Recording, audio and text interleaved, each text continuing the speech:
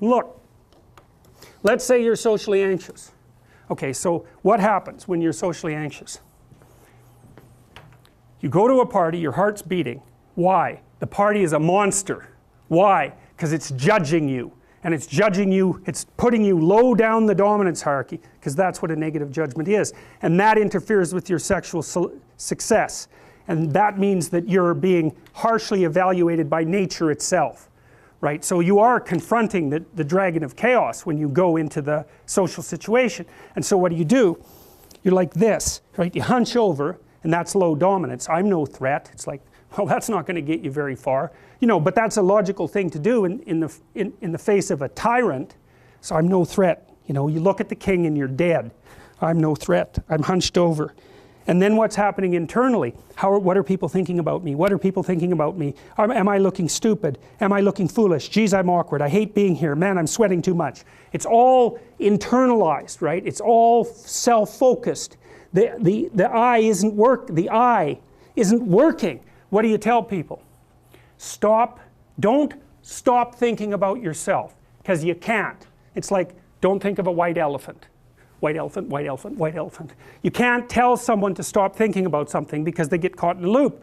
What you do with socially anxious people is you say, look at other people. Look at them, right? Why? Because if you look at them, you can tell what they're thinking. And then unless you're terribly socialized, and some people are. Some people have no social skills, and so the reason they can't go to a party is because they don't even know how to introduce themselves. Like no one ever taught them how to behave. And so they're really good candidates for behavior therapy, because you walk them through the process of how you actually manifest the procedures that are associated with social acceptability. But most people aren't like that. They have the ability. So if they're really introverted and high in neuroticism, they can usually talk quite well to someone one-on-one. Why? Because they look at them.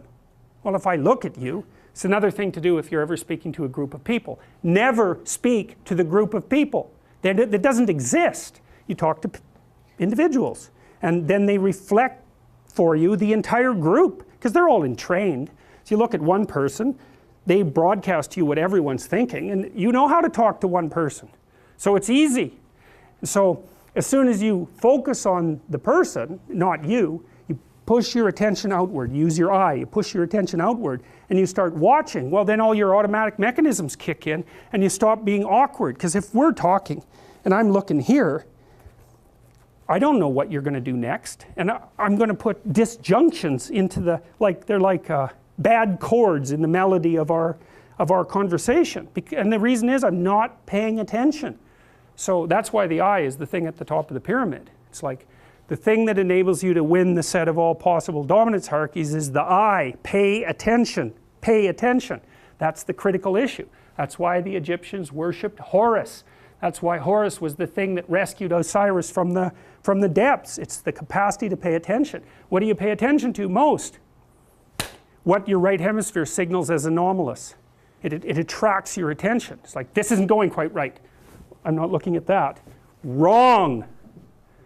That's what you look at. That's what you look at. What's not going right. Because that's the terrible monster that might eat you, but it's also the place you get all the information. So that's why it's useful to have discussions with your enemies, because they will tell you things you do not know. And that's such a great thing, because if you don't know them, well, you're not very smart, are you? You know, there may be a time when you go somewhere that's the thing you need to know. And maybe your enemy will tell you why you're such a fool, you know, and a bunch of other things that aren't true too.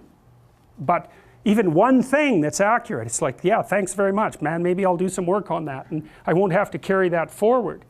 So, and then that's part of the reason, again, why the terrible predator, it's always the terrible predator that has the gold. It's like, it's the person who delivers the message you do not want to hear. So it's rough, but it doesn't matter. Life is rough.